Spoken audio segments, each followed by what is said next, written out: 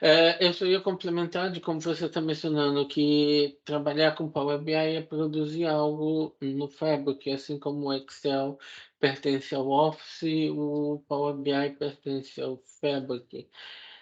É total verdade, mas também existe o fato de que o Power BI durante os anos, ele criou uma espinha dorsal de serviços enterprise, como por exemplo, DevOps pipelines, os recursos de administração do ambiente do Power BI, a certificação de datasets, tudo mais.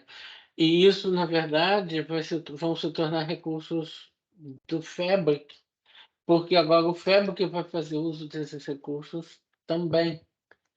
E eu queria só colocar em questão uma notícia, que eu acho que é uma notícia interessante para a gente debater as implicações dela, que é o fato de que existe uma role de segurança do que é Power BI Administrator, que a gente usa para administrar o Power BI. E essa role de segurança está sendo renomeada. Agora não vai existir mais Power BI Administrator, agora é Microsoft Fabric Administrator. Então não é mais Power BI, é Microsoft Fabric. O Power BI como é, reporting tool e tudo mais continua lá como parte do Microsoft Fabric, mas o Microsoft Fabric ao mesmo tempo está tomando a espinha dorsal de serviço que o Power BI criou durante anos e fazendo ela parte do Microsoft Fabric, usando ela também, se aproveitando do que o Power BI criou durante anos.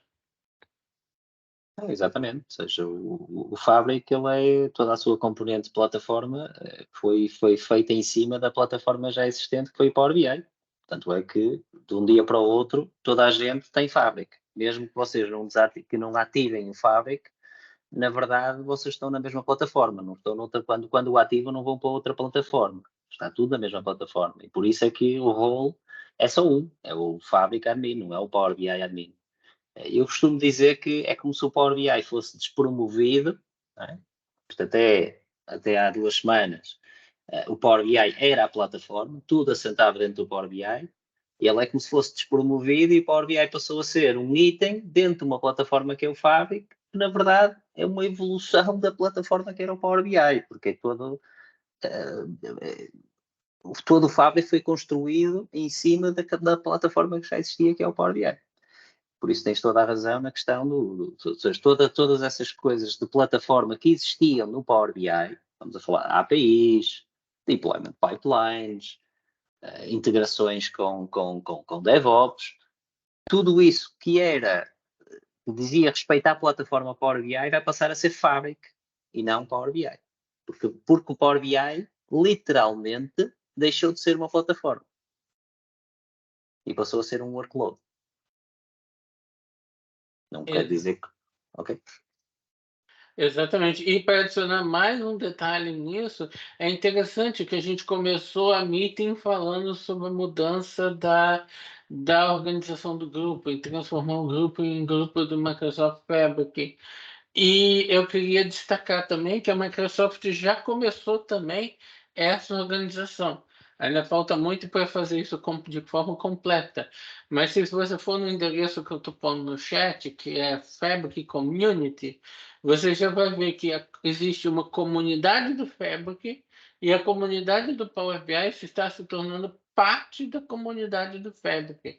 Então, essa mesma organização que a gente está falando do Meetup, de tornar o Meetup relativo ao Microsoft Fabric, a Microsoft está agindo em relação às communities do Power BI também.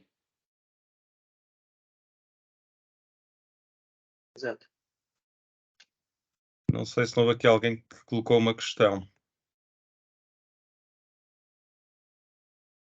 Temos aqui o Júlio Delgado a perguntar possíveis implicações, possíveis não, de certeza que há implicações em termos de preço. Não sei se alguém de vocês, Romano, não sei se consegues mais ou menos enquadrar as alterações que possam haver. Bem, a primeira coisa, se calhar começando aqui com uma pequena tranquilização, é quem hoje tem Power BI e está contente da vida com o Power BI não vai ter que pagar mais nem menos. vai tudo continuar, ou seja, vocês podem continuar a utilizar as Pro Licenses, as PPU Licenses, as Premium Licenses que quiserem. A partir do momento que vocês querem utilizar recursos Fabric, ou seja, querem, por exemplo, utilizar, ou melhor, não é, querem utilizar outros recursos no Fabric, que não, além do Power BI, porque o Power BI também é um recurso do Fabric, aí vocês vão precisar de ter uma capacidade Fabric. Essa capacidade fábrica, ela é adquirida no Azure, o que, para quem já anda nisto há uns anos, é espetacular, porque isto até aqui não era nada disto, era aquela confusão dos premiums, dos P's, que dava para tudo, mas depois havia os A's, os Power BI Embedded, que dava tudo, mas para o Embedded, depois havia o PPU, e depois havia os E's, que eram os Power BI Embedded comprados em Office, era tudo uma confusão. Neste momento, agora, deixou de haver essa confusão, vocês compram em Azure, é taxada à hora, pagam à hora, podem ligar, podem desligar, não há esta confusão do embedded, o que acho que é bastante interessante. Por isso, quando vocês quiserem utilizar os recursos da Azure, os recursos fábrica, além do Power BI, têm que ter uma capacidade que vocês compram em Azure, criam em Azure, e que vai depois ter um custo horário. Esse custo ainda não foi totalmente divulgado. Eu já vi que o Jorge partilhou aqui um link bastante interessante do AmbirNet, onde ele fala um pouco já sobre isto e qual é que será aqui o custo mínimo nas capacidades mínimas, porque as capacidades não vão começar a um nível de granularidade bem mais baixo do que hoje o Premium. Ou seja, vocês vão conseguir ter uma capacidade, eu acho que o custo mínimo são 25 cêntimos a hora. Se calhar até um pouco menos que isso, porque ele anuncia aquilo em dólares, mas será são sempre capacidades que vocês compram em Azure, com as vantagens também que têm de comprar em Azure. Podem fazer reserva de instances, vão poder parar quando não estão a usar, vão poder escalar, mas o custo, acho que o preço ainda não foi totalmente divulgado. A informação que existe é o que está no tweet que o Jorge partilhou.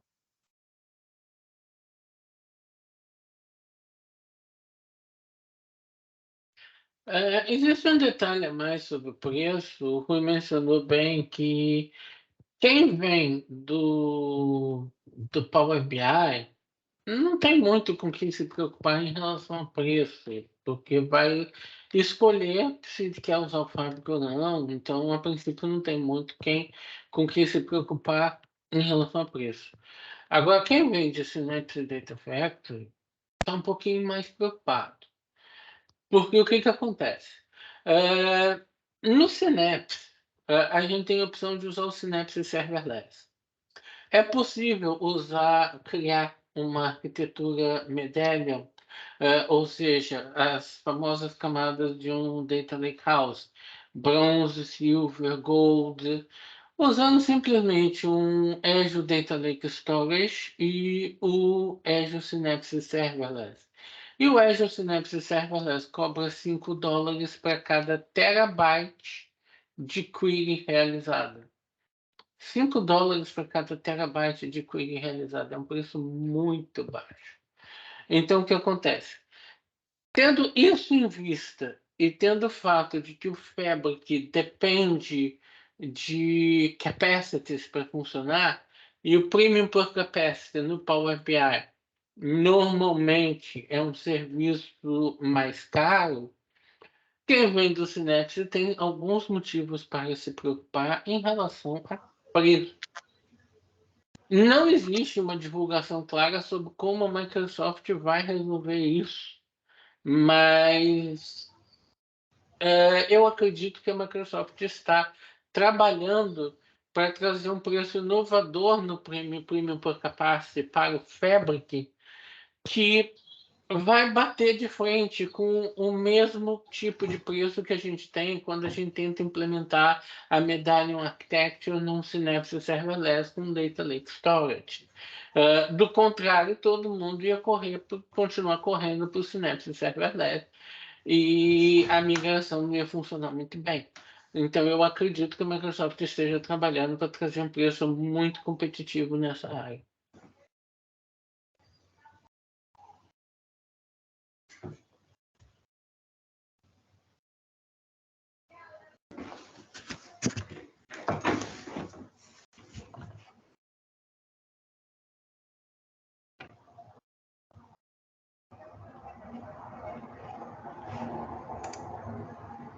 Bem, já vi que temos aqui mais umas questões. Correlação entre os novos STUs e os existentes Ps. Bem, posso começar por responder aqui a esta. Basicamente, os existentes Ps, ou seja, um P1, se vocês ativarem um Fabric, na verdade é como se fossem um F64. Ou seja, a partir do P1, todas as capacidades, quem hoje tem um P1, um P2, um P3 ou vários P1s, não interessa, na verdade já tem capacidade de Fabric, já pode criar recursos Fabric, que depois o que vai acontecer é o CPU que esses recursos consumirem vão debitar da cota do vosso premium. Por isso, quem tem capacidades premium e quiser utilizar a Fabric e quiser ativar o Fabric, os outros recursos Fabric na Power BI dentro do Tenant já o pode fazer. Ou seja, existe um mapeamento entre os P's e os F's. E, na verdade, e só para também perceberem, isto por trás é tudo a mesma coisa. Okay?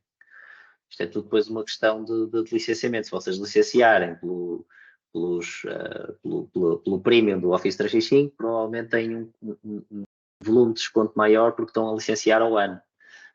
Mas depois também não têm o mesmo tipo de controle que têm nos FSQs com a Azure.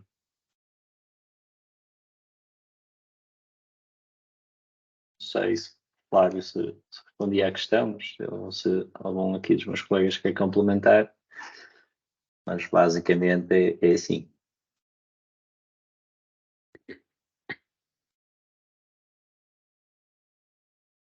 Bem, Aliás, se vocês não se importarem, eu gostaria de propor uma questão para a gente conversar a respeito sobre o Microsoft Fabric. Os objetos do Microsoft Fabric, dois dos principais objetos do Microsoft Fabric são o Lakehouse e o Data Warehouse. Tipicamente, o Lakehouse e o Data do mercado como sendo uma fonte única de verdade dentro da empresa, o que é chamado do inglês Single Source of Truth. Muitas vezes a empresa que vai para um Lakehouse, para um Data Warehouse, está buscando uma Single Source of Truth. Mas a arquitetura do Fabric, com o OneLake por trás de tudo isso e permitindo a integração entre múltiplos lakehouses e múltiplos data warehouses e criação de múltiplos lakehouses e múltiplos data warehouses por workspace e assim por diante. Na verdade, ela direciona esses objetos para serem objetos numa arquitetura de data mesh, que já não é tão desconhecido, mas também não é tão comum do público geral. Então, a pergunta que eu colocaria para a gente conversar um pouco a respeito seria: o quanto vocês acham que isso pode trazer de confusão em relação aos nomes, com um monte de gente pensando que Lakehouse e Data Warehouse no Fabric são single source of truth, quando na verdade eles são objetos de domínio de um ambiente data mesh?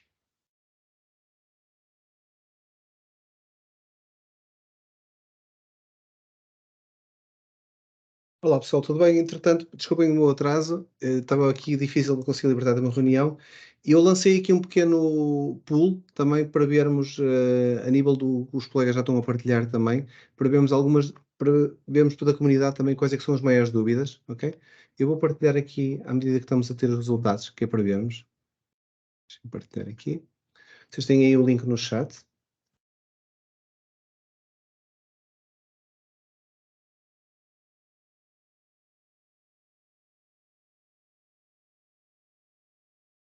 Ok, temos aqui até agora como usar as novas funcionalidades como um ponto de dúvida, passar do Power BI para o Fabric, custo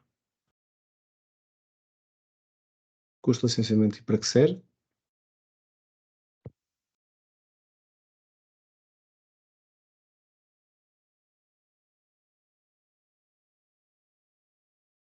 E já vamos em mais de 20 respostas.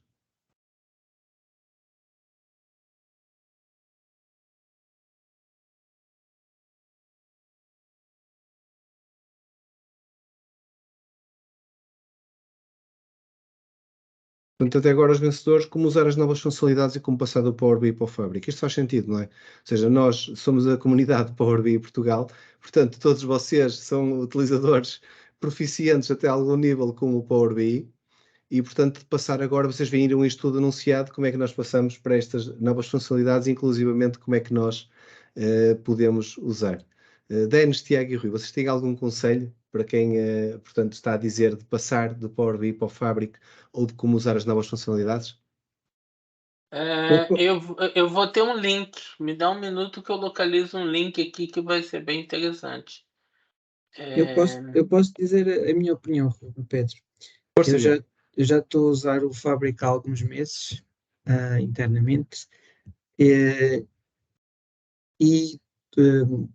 como eu já trabalhava com algumas das tecnologias que hoje em dia temos no Fabric, normalmente, vou dar o exemplo, eu trabalhei num projeto Databricks durante 2 anos, ou seja, tenho alguma experiência em trabalhar com notebooks e com Spark, apesar de eu ter começado com Scala e agora dentro do Fabric estou a usar Python, apesar de Scala ainda ser uma das 4 línguas que são suportadas.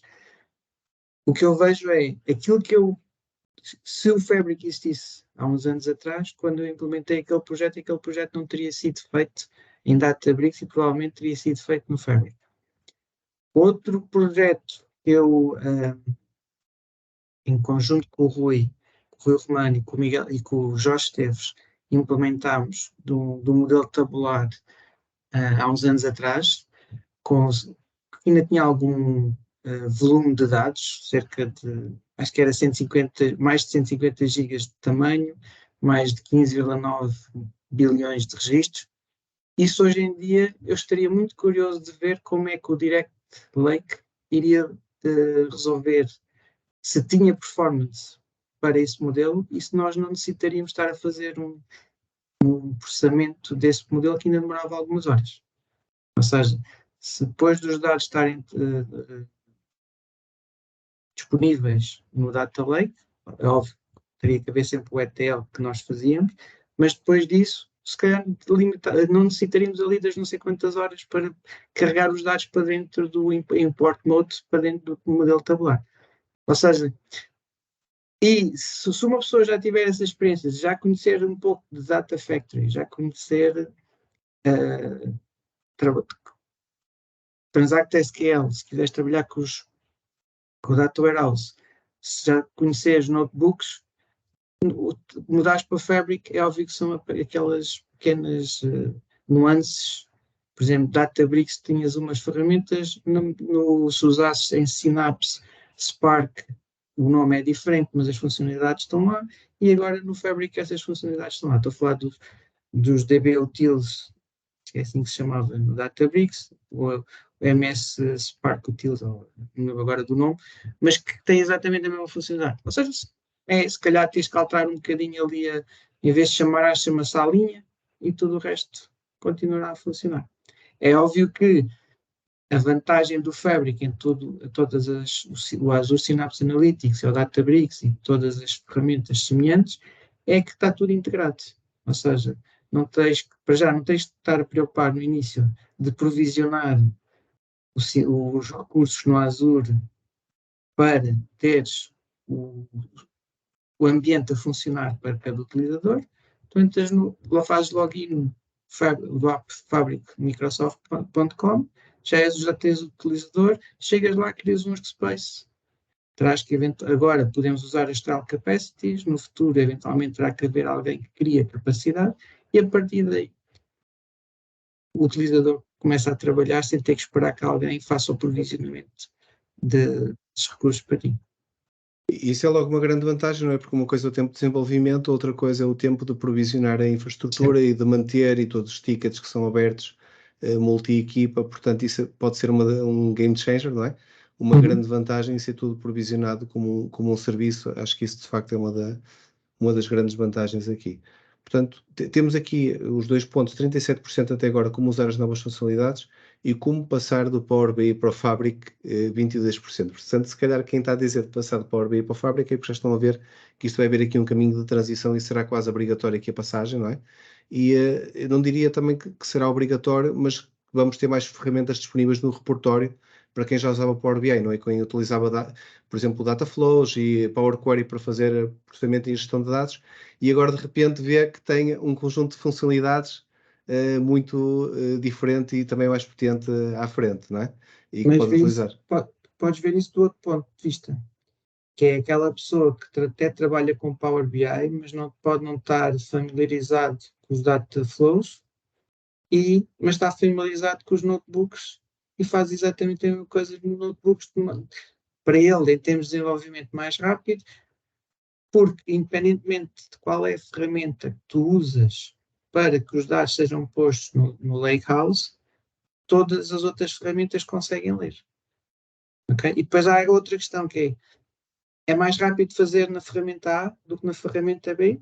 Se tu conheces as duas, testas e logo vês qual é que será a melhor.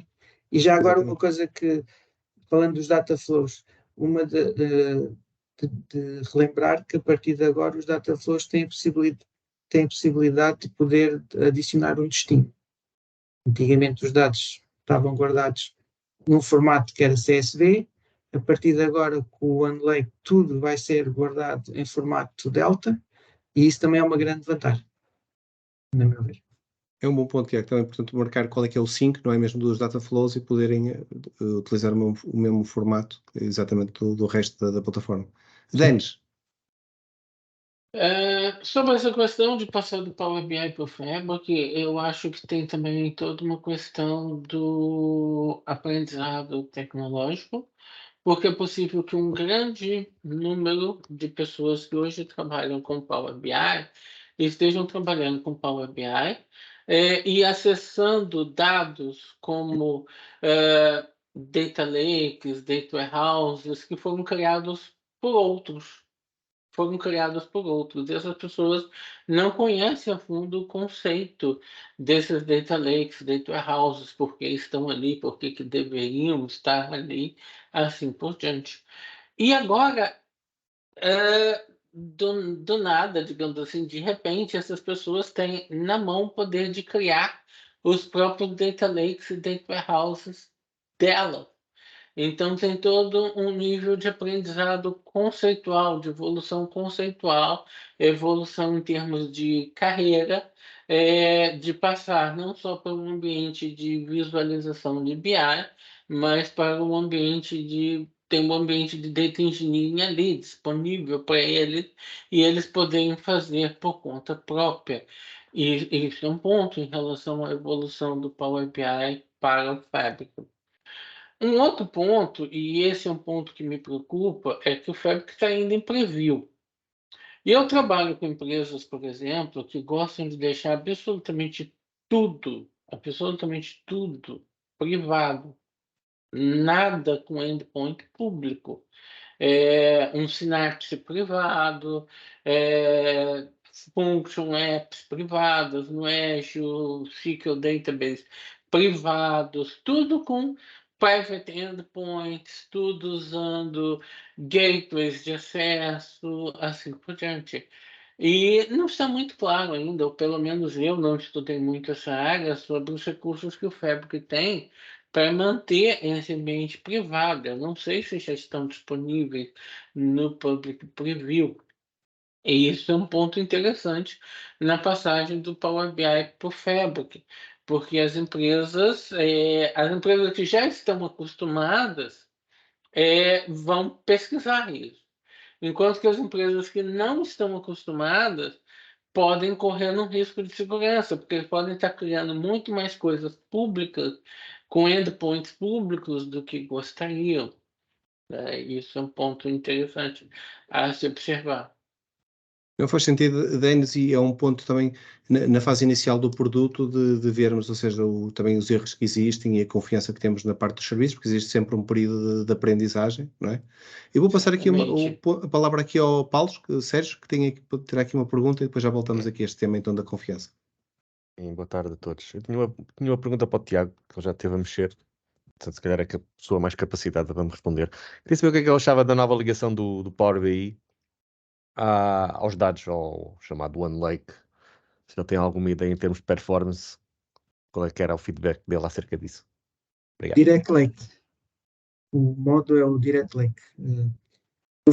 Já fiz uns testes dos dados públicos do New York City Trip Data dos Yellow Cabs.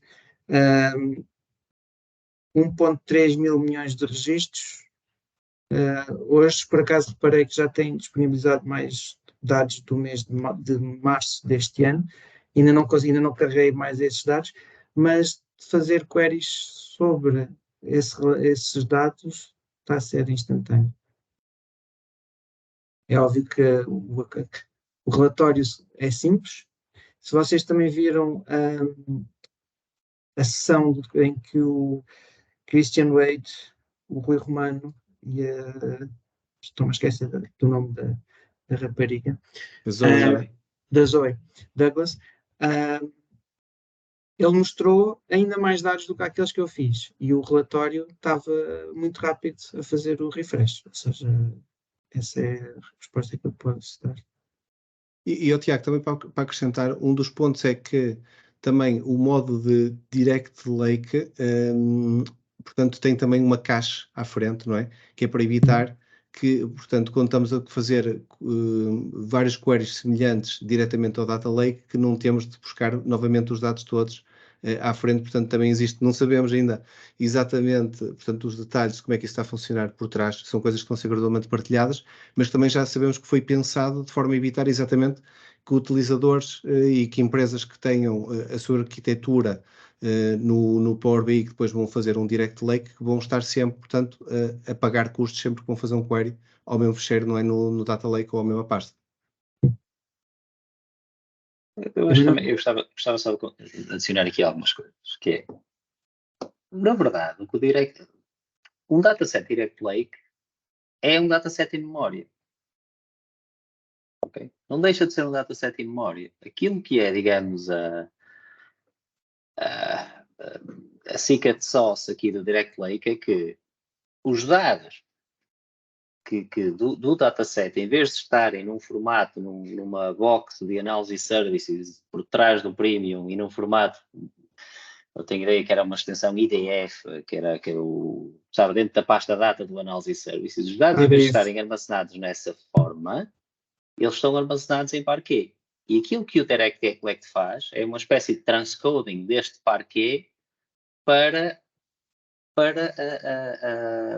a in-memory database do Power BI. Ou seja, o que acontece é que, mas no final a informação vai para a memória. E já agora, outra coisa que o Power BI, que o Direct Lake introduziu era, não sei se isto é uma coisa que já tem mais ou menos 2 anos, que é o On-Demand Loading.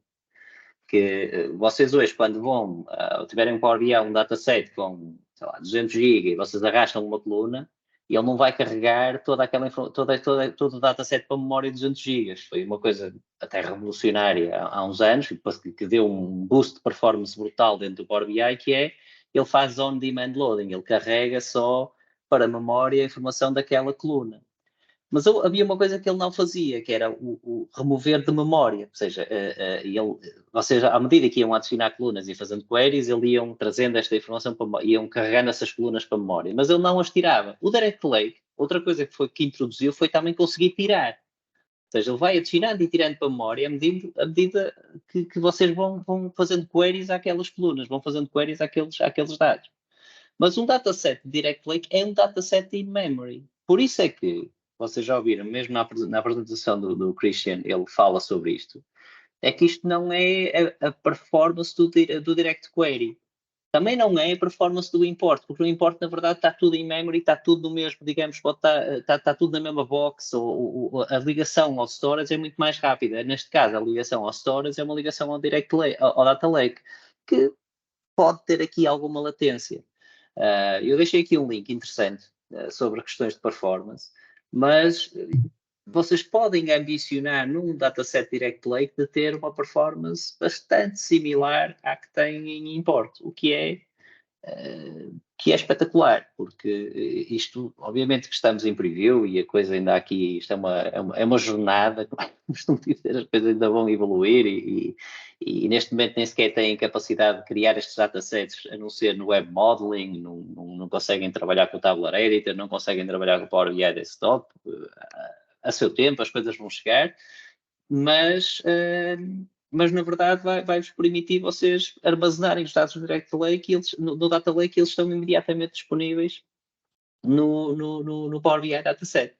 Mas desenganem-se que isto não é Direct Query, ele não está a fazer queries Spark ao Data Lake, ele não está a traduzir as queries DAX para queries Spark, ele está literalmente a comunicar com o disco, com o fecheiro que está no Data Lake e a carregar para a memória a informação que precisa.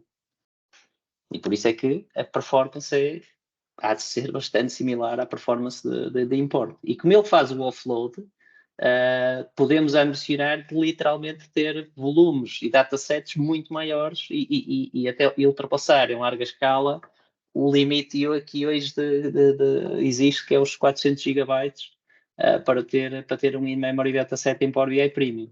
Porque seria praticamente impossível um dataset ter que estar totalmente em memória ao mesmo tempo. Todas as colunas e toda a informação. Isso pode ser surpreendente, não é, Rui? Portanto, vamos ver, já começam a surgir os primeiros artigos a nível de comparações de performance. O Tiago partilhou aqui alguma informação, já vi também uma comparação em que mostra, portanto, uma performance inferior relativamente ao Direct Lake versus o Import, mas mesmo assim, portanto, muito rápido para a quantidade de dados que era, portanto, gradualmente tenho certeza que vamos ver aqui mais artigos relativamente a isso. Gostava aqui de lançar uma questão que é, a nível dos tipos de profissionais diferentes, nomeadamente, por exemplo, Data Analytics Engineers, Data Analysts e Data Engineers, o que é que esta mudança poderá implicar para eles, os que já trabalham tanto com o Synapse como com o Power BI, o que é que isto poderá implicar para eles a nível, estamos a ver copilots, estamos a ver fábricas, estamos a ver isto tudo, estamos a ver relatórios, não é clicarmos no botão e serem gerados automaticamente. Portanto, eu perguntava aqui aos membros do nosso painel, o que é que vocês acham, se vocês quiserem escolher um destes roles que eu comentei, para falarem um pouco, quais podem ser as implicações de tudo isto que nós vimos no build para um destes roles, ou para o Data Analyst, para o Data Analytics Engineer, ou para um Data Engineer?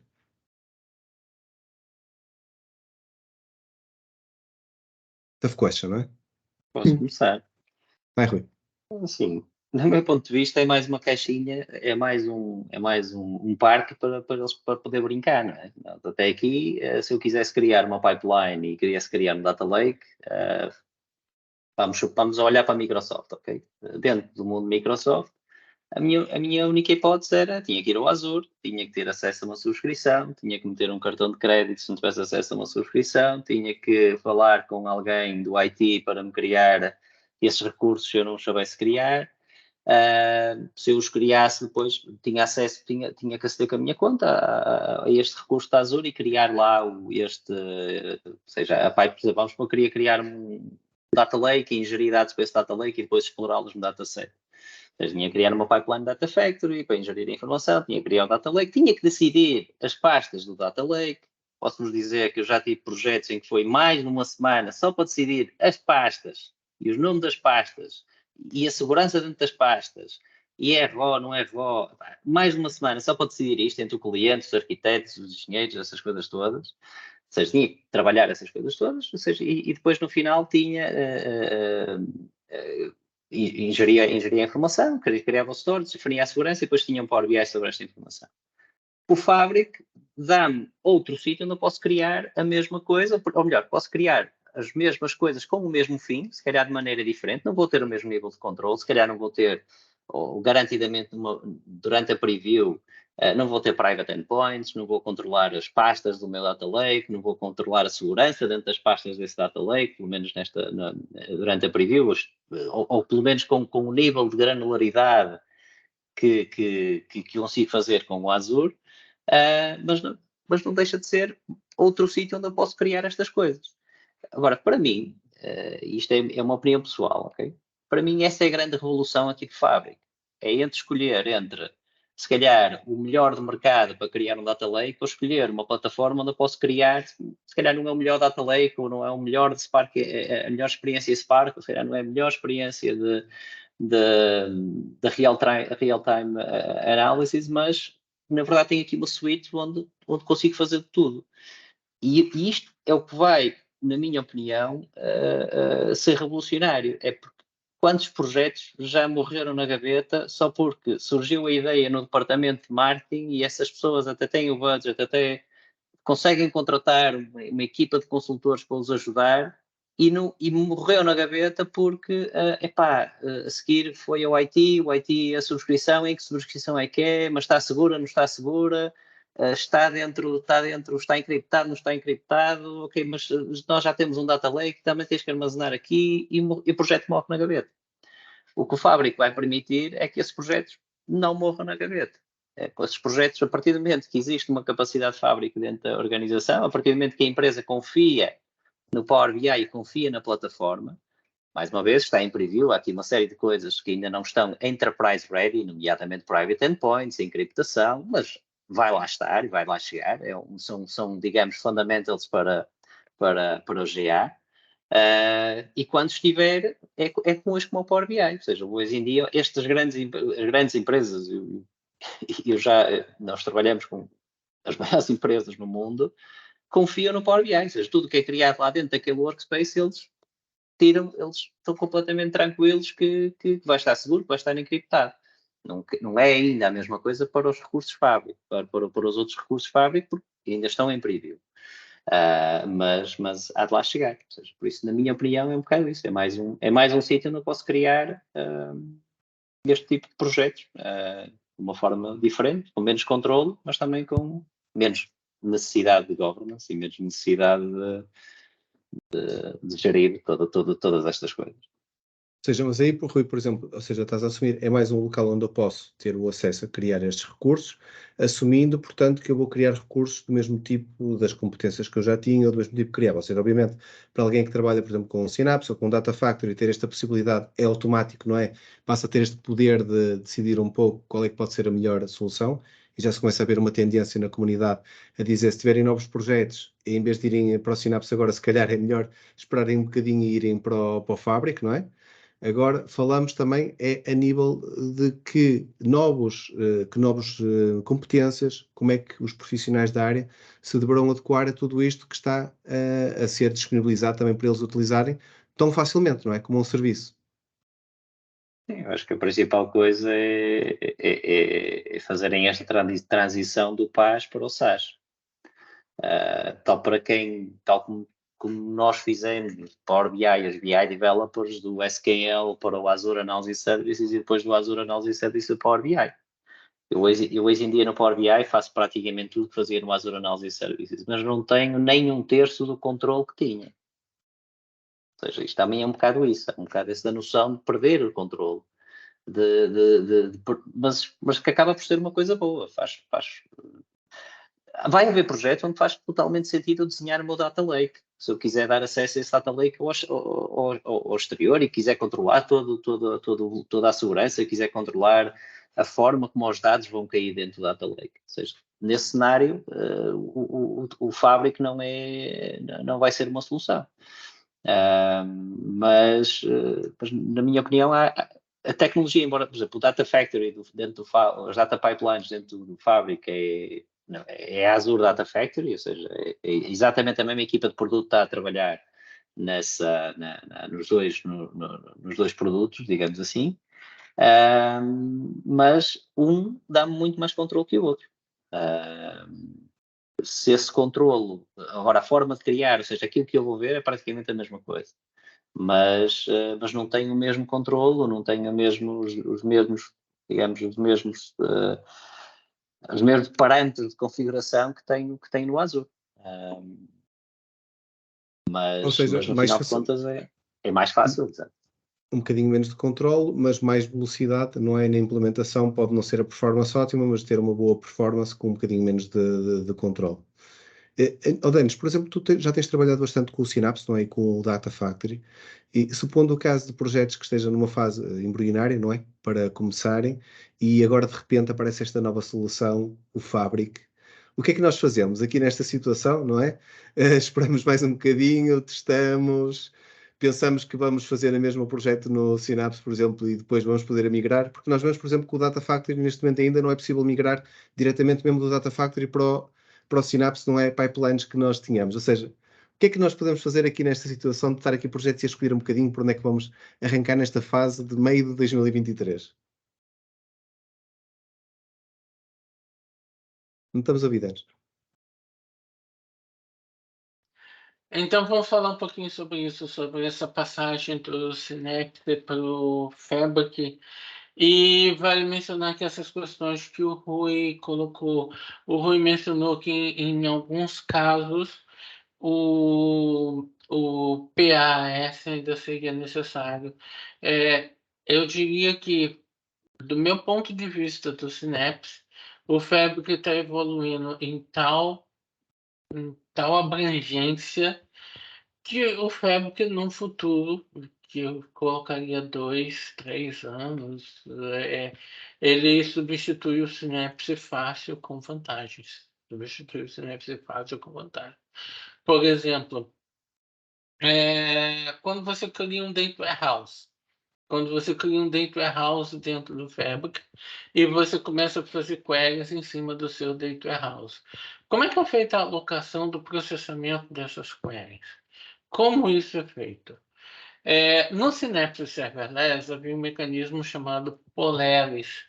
E esse mecanismo funcionava, mas muita gente andou tendo problemas com o Synapse Serverless em termos de performance. Eu posso dizer que no Fabric esse mecanismo ainda é o Polaris, mas não, digamos assim, o mesmo Polaris. Houve uma melhoria gigantesca. Então, só vejo vantagens.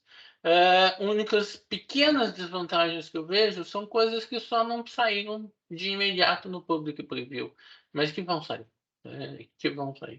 Então, só vejo vantagens. Agora, e aí? Você está com um projeto no Synapse agora para começar. Como é que você faz? Existe uma característica do próprio Synapse que eu tenho visto em algumas empresas. O Synapse Dedicated Pool, ele é caro. Ele é bem caro.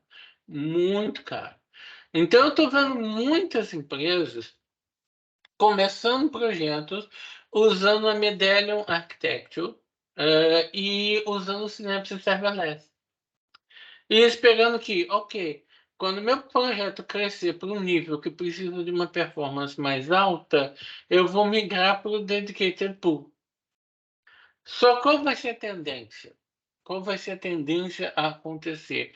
É que a migração não aconteça mais para o Dedicated Pool. Essas pessoas podem começar o projeto no ambiente do Synapse Serverless. E onde é que estão os dados? Os dados estão em Data Lake Storage. Todos os dados de uma arquitetura como essa estão em Data Lake Storage. E como é que liga isso com o Fabric? Simples, você cria shortcuts dentro de um Lakehouse. Você cria um Lakehouse dentro do Fabric, cria shortcuts para o seu Data Lake Storage e seu Fabric vai estar atuando sobre o mesmo conjunto de dados que o seu Synapse está atuando. Então vai haver um ponto de migração natural em relação a isso. Ou seja, quem está começando o projeto no Synapse, se fez um plano de começar o projeto no Synapse numa Medallion Architecture com o Serverless, pode continuar nesse ponto e aguardar o momento adequado para simplesmente ligar os seus storage no Fabric através dos shortcuts que o Fabric já provê, e daí está fazendo o processamento dentro do Fabric, fazer a migração do Synapse para o Fabric. Digamos assim, eu vou dar um palpite em termos de outra funcionalidade. Uma outra funcionalidade é o Synapse Data Factory. A pessoa deveria usar o Synapse Data Factory dentro do Synapse ou fora do Synapse. Isso hoje já é um dilema, certo? Porque, às vezes, fora do Synapse, o Data Factory tem mais recursos do que dentro do Synapse. Mas eu vou dar um palpite, digamos que um palpite meu. Se vocês usarem o Data Factory fora do Synapse, pode ser mais fácil migrar as pipelines para o Fabric posteriormente do que se usar o Data Factory dentro do Synapse. Então, eu sugeriria, certo? Vamos colocar que seja um palpite bem estudado, educado, mas eu sugeriria que trabalhassem com Data Factory fora do Synapse, usassem Synapse Serverless. E para quem já está no Dedicated Pool, futuras integrações do Dedicated Pool com o Synapse, com o Fabric, estão sendo analisadas, podem estar por vir, mas não existe nada pronto para ser divulgado. Então, os projetos podem continuar no Synapse e vão ter uma considerável facilidade de serem migrados para o Fabric no momento adequado, quando os features estiverem 100% adequadas dentro do Fabric para o projeto em questão. E, Denis, acho que faz sentido. E esse ponto, por exemplo, que tu levantaste, ou seja, neste momento há vários pontos de caso de dúvida e algumas apostas têm que ser feitas, não é? Mas essa estratégia que tu falaste de apostar mais no serverless em caso de dúvida mesmo, e de não apostar diretamente em dedicado quando existe tanta incerteza, pode ser um ponto mais maleável do que apostar diretamente no dedicated nesta fase, quando talvez o dedicated até esteja para desaparecer num futuro próximo e termos um modelo híbrido, exatamente. Acho que é um bom ponto e pode ser uma boa estratégia. É. Sim, com certeza. Com certeza.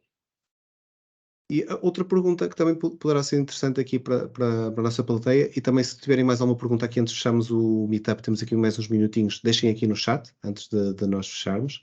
Pode ser também o que é que pode acontecer a nível dos serviços que nós temos disponíveis no Fabric e olhando um bocadinho no paralelismo do que já nós vimos atrás noutras ferramentas da Microsoft, por exemplo, na própria evolução do Power BI, do Analysis Services e outras ferramentas, o que é que será que nós temos um conjunto já de ferramentas anunciadas dentro do Fabric?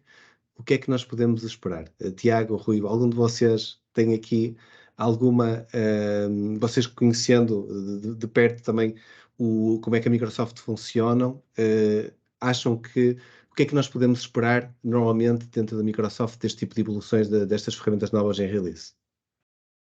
Podemos esperar serviços novos? Claramente. Há um que já foi anunciado, não é? O Data Activator já foi, ainda não está disponível hoje em dia, mas já está anunciado que será no futuro.